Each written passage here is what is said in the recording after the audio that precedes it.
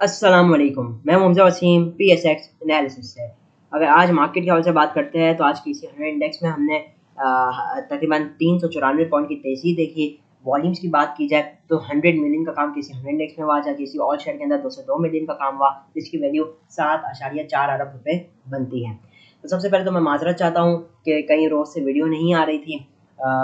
दरअसल में क्या कहते हैं, कुछ ज़्यादती मसरूफियात थी जिसकी वजह से वीडियो अपलोड नहीं हो रही थी। बहरहाल उम्मीद करता हूँ आने वाले टाइम में वापसी इंशाल्लाह आज से उसी रूटीन पे हम वापसी आ जाएंगे, उसी तरीके से एनालिसिस, उसी तरीके से जो स्टॉक्स है वो इंशाल्लाह आप लोग को दिए जाएंगे। बहरहाल साथ ही में मैं उनका भी शुक्रगुजार करता हूँ जिन्होंने बेसिकली कमेंट के थ्रू, मैसेजेस के थ्रू अपने फ़िक्र का इजहार किया। तो बहरहाल इंशाल्लाह वंस अगेन हम उसी रूटीन पे आते हैं।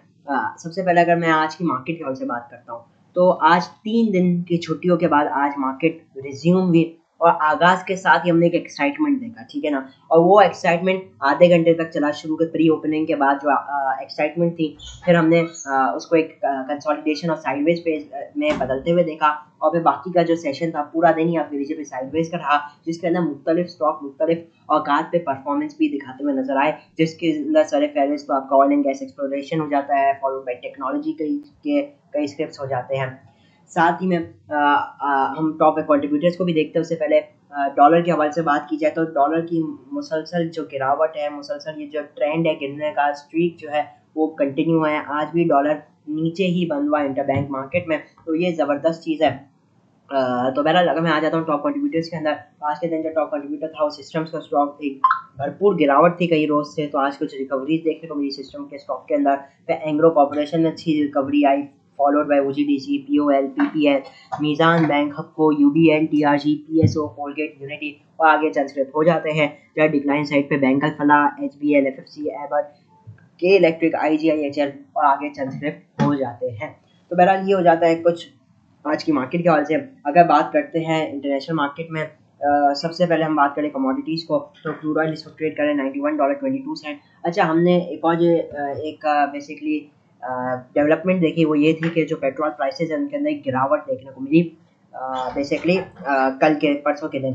तो ये जो चीज़ थी, ये एक और चीज़ है जो आगे आने वाले टाइम में इन्फ्लेशन को ईज आउट करती हुई नज़र आ सकती है। तो बहरहाल इस वक्त इंटरनेशनल मार्केट में क्रूड ऑयल $91.25 के पास ट्रेड कर रहा है, 45 सेंट पॉजिटिव। या इंटरनेशनल मार्केट में अगर बात कर लेते हैं यूरोपियन मार्केट्स को, तो यूरोपियन मार्केट्स में हम मोस्टली नेगेटिव एक्टिविटीज़ ही देख रहे हैं। तो बहरहाल ये तो कुछ हो जाता है आज की मार्केट के हवाले से, कुछ ओवरव्यू हो जाता है। अब चलते हैं टेक्निकल चार्ट्स पर, देखते हैं टेक्निकली मार्केट के अंदर हमें कैसी मूवमेंट मिल सकती है। आगे पे इंशाल्लाह कुछ स्क्रिप्ट्स भी शेयर करेंगे इंट्राडे और स्विंग ट्रेड के लिए। तो बहरहाल मैं इस वक्त मौजूद हूँ KSE 100 इंडेक्स के डेली टाइम फ्रेम के ऊपर। और सबसे पहले अगर हम आज की कैंडल देखते हैं तो एक ज़बरदस्त एक हेल्दी कैंडल बनी, 394 पॉइंट्स की मार्केट के अंदर एक तेजी थी। अच्छा, साथ ही में अगर मैं दिखाऊं आपको तो मार्केट ने जो अपना रीसेंट हाई लगाया था, रीसेंट हाई या उसको स्विंग हाई कह लीजिए, 25 सितंबर को उसको ब्रेक किया बेसिकली। जो 25 सितंबर का हाई था 46,590, इस हाई को ब्रेक किया। अच्छा, ब्रेक करने के साथ मार्केट ने इसके ऊपर क्लोजिंग दी।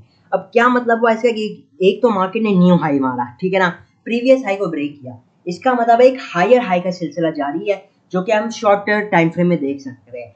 तो मतलब कि जो शॉर्ट टर्म ट्रेंड है, मिड टर्म ट्रेंड है या स्विंग बेस्ड ट्रेंड है, स्विंग बेस्ड से मेरा मुराद है स्पेशली एक हफ्ते 2 हफ्ते का व्यू, वो ओवरऑल तेजी का है। मतलब आपने आज लिया, 2-4 दिन 5 दिन के लिए लिया, तो ओवरऑल एक जो ओवरऑल व्यू है ना वो अप ट्रेंड का है।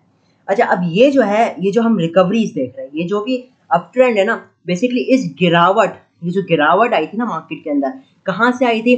3 अगस्त से आई थी, 49,404 से लेकर 44,459 तक 31 अगस्त को जो ये लो लगा। तो ये जो पूरे महीने में बेसिकली मार्केट ने गिरावट की। अब मार्केट हमें इसके अगेंस्ट रिकवरीज दिखा रही है, और ये जो रिकवरी है ना, अब एक बात हमेशा याद रखिएगा, रिकवरी जो होती है ना वो शॉर्टर टाइम फ्रेम है, वो एक अप ट्रेंड होती है, ठीक है ना। तो बहरहाल अभी हम उस फेज के अंदर चल रहे हैं मार्केट के अंदर। अगर मैं आपको आवर्ली टाइम फ्रेम में दिखा दूं, उसको मजीद वाज़ेह आपको हो जाएगा कि मार्केट क्लियरली एक हायर हाई के सिलसिले में ट्रेड होती हुई नजर आ रही है। तो ये एक मार्केट का सिंपल व्यू बन जाता है।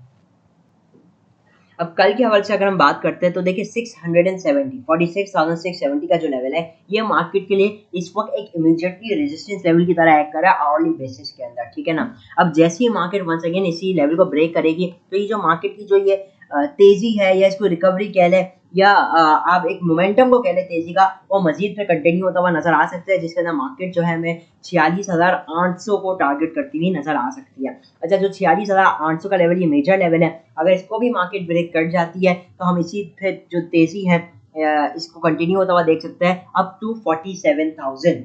ठीक है, अगर इसको भी ब्रेक कर देती है तो 47,150 और 47,300 के लेवल आएंगे। लेकिन फिल वक्त के लिए मैं इन्हीं दो लेवल को कल के लिए स्पेशली हाईलाइट कर रहा हूँ। 46,800 और 47,000 का लेवल है। ठीक है ना, ये कब होंगे? जब मार्केट 46,670 आज हो, बेसिकली आज का हाई है, उसको ब्रेक एंड सस्टेन कर ले, तो हम फिर इस लेवल को आता हुआ देख सकते हैं 46,800 फॉलोड बाय 47,000। जब मैं सपोर्ट लेवल की बात कर लूँ तो 46,000 का 46,550 का एक मार्केट ने इंपॉर्टेंट सपोर्ट बना लिया है, स्पेशली इंट्राडे बेसिस पे। ठीक है ना, आज मार्केट ने इस लेवल के पास बार बार सपोर्ट ली, तो इसी लेवल को हम एक इंट्राडे स्टॉप लॉस की तरह काम कर सकते हैं। इस लेवल के स्टॉप लॉस के साथ मार्केट में हम इंट्राडे में तेजी कर सकते हैं।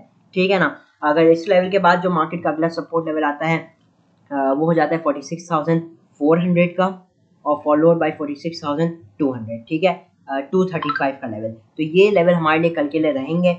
ओवरऑल मार्केट अच्छी है, एटलीस्ट इंट्राडे की मैं बात करूँ, जब तक 46,550 के ऊपर है मार्केट इज गुड, और इंट्राडे में हम चांस ले सकते हैं।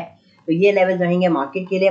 रेजिस्टेंस लेवल और सपोर्ट लेवल मैंने आप लोगों को बता दिया, इन लेवल के साथ काम किया जा सकता है। जहाँ पे बात कर लेता हूँ मैं स्क्रिप्ट्स के हवाले से, तो पहला स्टॉक हमारे पास मौजूद है नेटसॉल्ट टेक्नोलॉजीज। ठीक है, हाल में इसका रिजल्ट भी अनाउंस हुआ।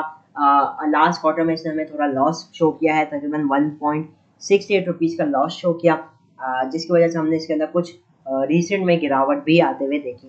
बहरहाल अभी अगर मैं बात करता हूँ तो नेटसॉल्ट जो है वो एक बहुत ही अच्छे सपोर्ट लेवल के पास मौजूद है। ठीक है ना, अगर मैं आपको ये आवरली टाइम फ्रेम में दिखा दूँ तो आप देख सक रहे होंगे कि यहाँ पे ये एक बहुत ही अच्छे सपोर्ट लेवल के पास मौजूद है, और प्रीवियसली भी हमने इसी लेवल के पास एक बाउंस बैक देखा था, और वंस अगेन ये इसी लेवल के पास मौजूद है। अच्छा, अगर मैं मजीद अगर आपको एक ब्रॉडर उस पर पिक्चर पे दिखाऊं तो ये हमें एक इम्पॉर्टेंट फिबोनाची लेवल के ऊपर भी ये लाई कर रहा है। ठीक है, मैं आपको वो ट्रेस करके दिखा देता हूँ। आप देख सक रहे होंगे 0.786 का ये जो फिबोनाची लेवल है, ये 77.19 के पास लाई करता है, तो ये इस सपोर्ट लेवल के पास ही इस वक्त ट्रेड कर रहा है। तो हम चाहे तो इसी लेवल को स्टॉप लॉस लेकर एक स्विंग में एंट्री ले सकते हैं, मतलब 77 का स्टॉप लॉस लगा के हम जो है स्विंग में ले सकते हैं। पहला रेजिस्टेंस लेवल है 79.46 का, जैसे ही इसको ब्रेक करेगा तो 80 रुपये 50 पैसे का इमीडिएट जो इसका लेवल आएगा, उसके बाद 81.27 फॉलोड बाई 82 रुपीज़ 20 पैसा, तो ये लेवल रह सकते हैं।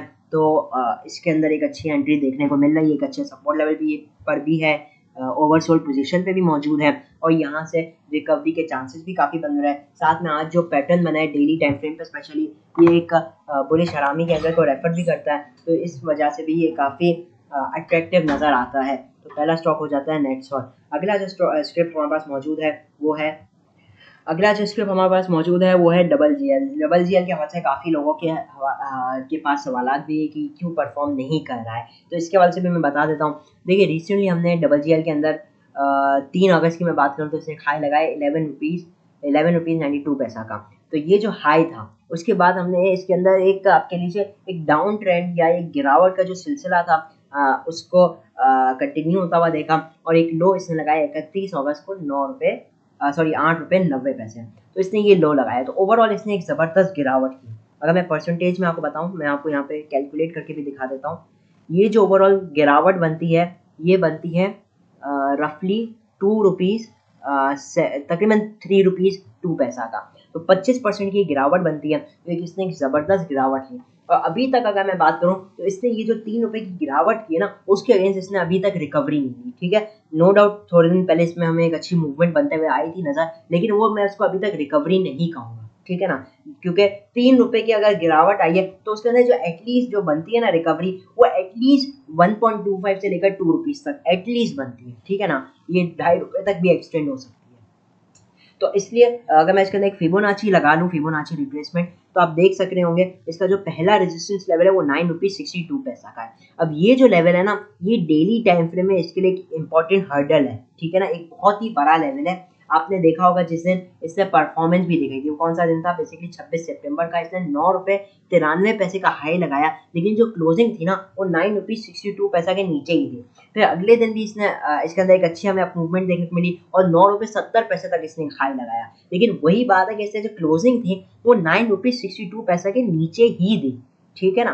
तो आप ये कह लीजिए कि ये जो 9 रुपीज़ 62 पैसा का लेवल है, ये एक बहुत ही इंपॉर्टेंट लेवल है। अगर ये इसके ऊपर सस्टेन कर जाएगा देन जो ये रिकवरी है मैं कहूँगा अब ये स्टार्ट हो चुकी है। फिर हम क्या लेवल आता हुआ देखेंगे, 10 रुपये 6 पैसे, फॉलोड बाय 10 रुपये 40 पैसे, फॉलोड बाय 10 रुपये 75 से 80 पैसे। ये लेवल्स को हम अपना टारगेट बना सकेंगे, ठीक है ना।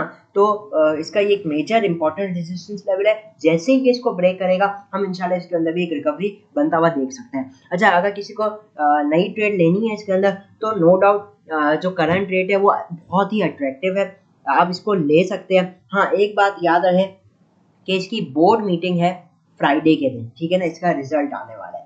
अब जाहिर सी बात है अगर रिजल्ट अच्छा नहीं आता, वैसे तो ऑलरेडी ये डिस्काउंटेड है, तो मैं इसलिए बता रहा हूँ कि जिनको नया लेनी है ना न्यू एंट्री, तो वो लोग ये कर सकते हैं कि वो लोग रिजल्ट का वेट करें, रिजल्ट एक बार आ जाए उसके बाद एंट्री लें, ठीक है ना। लेकिन बहरहाल टेक्निकल सेम रहेंगे, टेक्निकल जो है ना वो इसके सेम ही रहेंगे। 9 रुपीज़ 62 पैसा का लेवल है, अगर ये इसको ब्रेक एंड सस्टेन कर जाता है फिर तो हम इसके अंदर रिकवरी देखेंगे, अगर नहीं करता तो फिर ये इसी तरीके से हमें साइडवेज ही परफॉर्म करता हुआ नजर आएगा, ठीक है ना। तो मैंने आप लोगों को सिर्फ इसलिए इन्फॉर्म कर दिया फ्राइडे इसकी बोर्ड मीटिंग है कि कुछ लोग ये ज़्यादा प्रेफर करते हैं कि एक बार बोर्ड मीटिंग हो जाए फिर हम एंट्री ले लें ताकि सुकून वाला हो जाए, क्योंकि जाहिर सी बात है ये कोई बहुत ही फंडामेंटली कोई बेहद ही स्ट्रॉन्ग कंपनी नहीं है कि आप जिसके ऊपर है ना अर्निंग के बेसिस पे स्पेक्यूलेशन करें, ठीक है ना।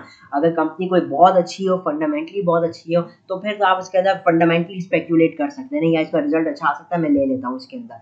लेकिन आई डोंट थिंक इसके अंदर ये केस है, ऑल्दो मैंने इसको बहुत ज़्यादा फंडामेंटली नहीं जो है वो एनालाइज किया, लेकिन आप लोग बहरहाल इसको देख सकते हैं, ठीक है ना।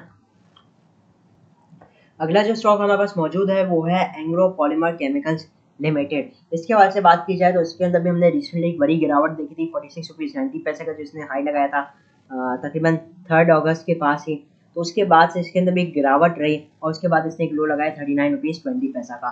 तो रफली इसके अंदर आप कह लीजिए 7.65 रुपीज़ की गिरावट आई, जो कि 16% बनता है, और अभी तक इसके अंदर हमें कोई मेजर रिकवरी नहीं आते हुए नजर आई, ठीक है। तो अभी अगर मैं बात करूं तो इसका 41 रुपीज़ का एक मेजर रेजिस्टेंस लेवल है, जैसे ही इसको ब्रेक एंड सस्टेन करता है तो हमें इसके अंदर रिकवरी आ सकती है। फ्रॉम 42 से लेकर 44 रुपीज़ तक इसके अंदर एक रिकवरी बनते हुए नजर आ सकती है। करंटली बात की जाए तो इस वक्त 39 रुपीज़ 60 पैसा के पास मौजूद है। अगर कोई बंदा इस लेवल पे इसके अंदर कोई बेसिकली एक्यूमुलेट करना चाहता है स्विंग ट्रेडिंग के लिए तो कर सकता है। स्टॉप लॉस जो रहेगा वो 38 रुपीज़ 50 पैसा का स्टॉप लॉस रहेगा, ठीक है। टारगेट पहला 41, 42, 43 एंड 44, इन टारगेट के साथ आप लोग ट्रेड ले सकते हैं ईपीसीएल के अंदर। तो बहरहाल ये तो मैंने कुछ चंद स्टेप आप लोगों के साथ डिस्कस किया। इसी तरीके से जो मीज़ान बैंक है वो भी काफ़ी अट्रैक्टिव नज़र आता है 114 के स्टॉप लॉस के साथ, उसके अंदर भी बड़े रिटर्न्स भी नज़र आते हैं। आप लोग बहरहाल अपनी एनालिसिस कर लीजिएगा। साथ ही में अगर मैं बात करूँ तो इंट्राडे के लिए एक तो ऑयल एंड गैस तो हमारे पास है ही है, ठीक है ना, क्योंकि आज उनके अंदर अच्छी एक्टिविटीज रही है, तो इंट्राडे के लिए इनको डेफिनेटली ब्रेकआउट के ऊपर खाली काम किया जा सकता है, ठीक है ना। लेकिन एक बात याद रहे, एकदम जंप इन कर जाना वो सही नहीं होता, ब्रेकआउट के अंदर काम किया जा सकता है। जैसे यूनिटी को भी काफ़ी नज़र में रखना चाहिए for specially intraday, short term के लिए यूनिटी बहुत अच्छा है, ठीक है। यूनिटी के अंदर हम काम कर सकते हैं ब्रेकआउट लेवल के साथ, तो यूनिटी को डेफिनेटली इस वक्त लिस्ट में रखना चाहिए फॉर ट्रेडिंग के हवाले से, ठीक है। बाकी टेक्नोलॉजी सेक्टर स्विंग हवाले से भी और ट्रेडिंग हवाले से भी दोनों में अच्छा है। जैसे नेटसॉल मैंने आपको बताया, ठीक है, स्विंग के लिए बहुत अच्छा है। इसी तरीके से टीआरजी ने भी अपनी एक रेंज ही बना ली है, ठीक है, वो 88 के नीचे आता है तो एक अच्छी बाइंग का मौका देता है, फिर इंट्राडे में हमें एक अच्छी मूवमेंट दिखा देता है 89 90, तो जो कि एक इनफ होती है इंट्राडे ट्रेडर के लिए। तो इस हिसाब से टीआरजी को आप टारगेट कर सकते हैं, भाई नीचे आ रहा है, और तो मैं बता दूं ये नॉन शेडिया स्टॉक है। फिर मैं बात करूँ एवीएन, तो एवीएन भी काफ़ी अच्छा है, इसको डिप्स पे जमा कर सकते हैं फॉर स्विंग ट्रेडिंग, बहुत ज़बरदस्त आइटम, ठीक है, उसको जमा कर सकते हैं। फिर आज हमने देखा कि टॉमसीएल का रिजल्ट आया, अच्छा रिजल्ट आया, बोनस जो पहले इसने अनाउंस किया था जून में, तो अब उसके हवाले से उसने डेट दे दी एक्स होने की। तो बहरहाल टॉमसीएल भी बहुत अच्छा है, मैंने पहले भी आप लोगों को बताया था कि 20 रुपये के नीचे ज़बरदस्त इसके अंदर बाइंग बनती थी लास्ट वीडियोस में, तो अभी भी अच्छा है टॉमसीएल, ठीक है। तो मेरा और मेरे हिसाब से मैंने काफ़ी अच्छा आप लोगों को व्यू बता दिया। फिर रिफाइनरी सेक्टर के हवाले से मैं बात करूँ तो रिफाइनरीज जो है ATRL, PRL, NRL तीनों ज़बरदस्त है, लेकिन मैं इन लोगों को पर्सनली है ना एज एन इंट्राडे में ज़्यादा देखता हूँ, ठीक है ना।